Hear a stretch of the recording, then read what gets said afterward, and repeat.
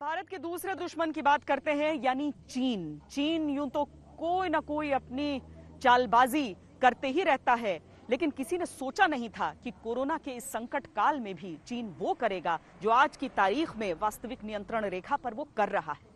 लेकिन भारत ने भी ठान लिया है, जिस तरह डोकलाम में एक कदम पीछे नहीं हटे थे, वही हाल लद्दाख में रहेगा। हम अपनी जगह पर कायम रहेंगे, हटना पड़ेगा पीछे तो सिर्फ चीन को।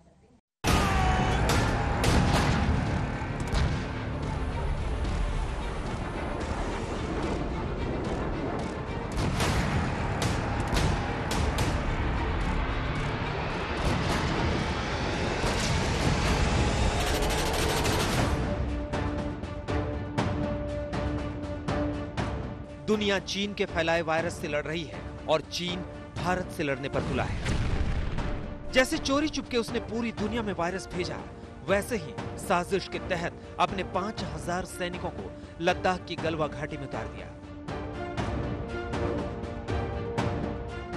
लेकिन सरकार के चट्टानी समर्थन के साथ सेना चीन को सबक सिखाने में जुट गई है। डोकलाम में चीन को पीछे ढकेलने वाली पीएम मोदी की रणनीति शायद चीन भूल गया है। चीन के साथ डोकलाम के अंदर भारत की सेना बड़ी धीरता के साथ खड़ी हो गई। पराक्रम, पुरुषार्थ, अप्रतिम धैर्य, 72 दिन तक जहां रात को -डिग्री टेम्परेचर होता है, हमारे सेना के जवान डिगने को तैयार नहीं थे। सामने चीन खड़ा था, इधर हिंदुस्तान की फौज खड़ी थी। हमें भी लोग डरा रहे थे, लेकिन हमें भारत के संस्कारों पर विश्वास था, भारत के धैर्य पर विश्वास था, हमारी सेना की सूझबूझ। गलवा में जहां भारतीय चौकियां हैं, वहां भारत दौलत बेग ओल्डी हवाई पट्टी से अपने पोस्ट को जोड़ने वाली सड़क बना रहा है। यहां से लेकर पेंगोंग झील तक चीन के सैनिकों ने डेरा डाल दिया।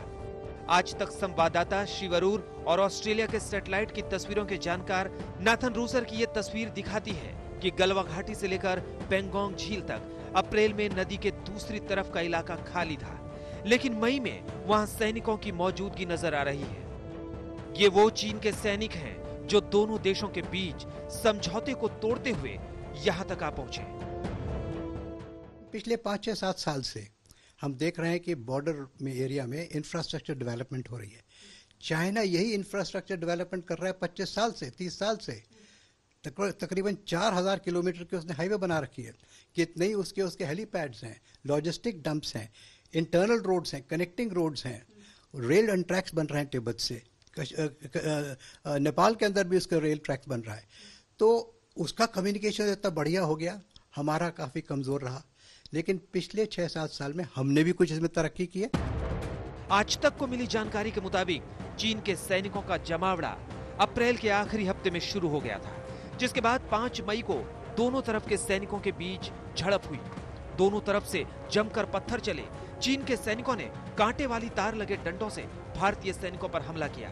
भारतीय सैनिकों ने भी मुंहतोड़ जवाब दिया। उस झड़प में भारत और चीन के कई सैनिक घायल हो गए।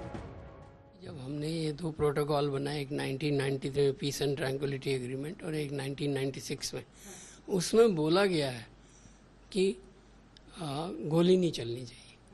जो समस्या है उसका डिप्लोमेटिकली और बातचीत से हल निकलना चाहिए, ये लिखा हुआ है उस प्रोटोकॉल के अंदर। तो पहली बात तो चाइनीज को ये समझाना चाहिए कि वो ये है। नहीं समझे तो फिजिकली उनको हटाओ वहां से। हाँ, बिल्कुल। अगले कुछ दिनों तक दोनों तरफ के सैनिकों में झड़प होती रही, तनातनी बढ़ती गई। इस बीच सेना प्रमुख जनरल मनोज मुकुंद नरवणे 22 मई को लेह स्थित 14 कोर के हेडक्वार्टर पहुंचे। इस दौरे की भनक किसी को नहीं थी। उन्होंने टॉप कमांडरों के साथ हालात का जायजा लिया और वापस लौट आए। 26 मई को प्रधानमंत्री नरेंद्र मोदी ने एक हाई लेवल मीटिंग की, जिसमें रक्षा मंत्री राजनाथ सिंह के अलावा सीडीएस बिपिन रावत और एनएसए अजीत डोवाल मौजूद थे। इस बैठक में सेना प्रमुख ने पीएम मोदी को बताया कि भारतीय सेना ने नियंत्रण रेखा की मर्यादा तोड़ने वाले चीन को सबक सिखाने के लिए क्या-क्या कदम उठाए हैं।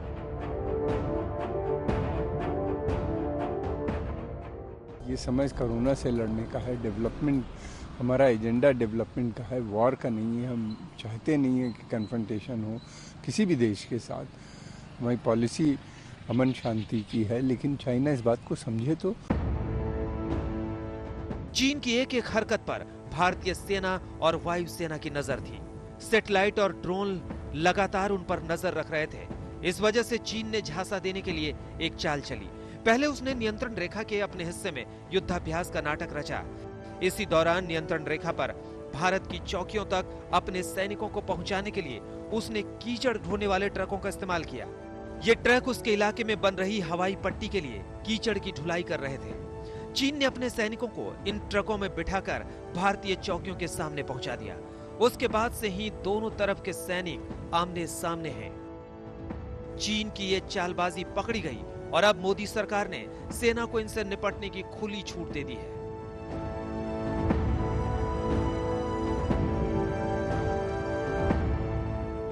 थल सेना ने गलवा घाटी और पेंगोंग सो इलाके में यूएवी अनमैन्ड एरियल व्हीकल तैनात कर दिए हैं।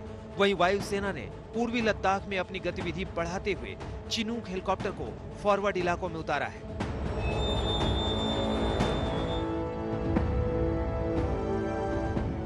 चीनी सैनिकों की मौजूदगी को देखते हुए भारतीय सेना अपनी तमाम चौकियों में सैनिकों की तैनाती को बढ़ा रही है। सेना के आला कमांडर चीन को उसके इलाके में पीछे ढकेलने की रणनीति बना रहे हैं। मोदी सरकार और 2020 का नया हिंदुस्तान तीनों सेनाओं के साथ है। चीन लद्दाख में मुंह की खाएगा, उल्टे पांव वापस जाएगा।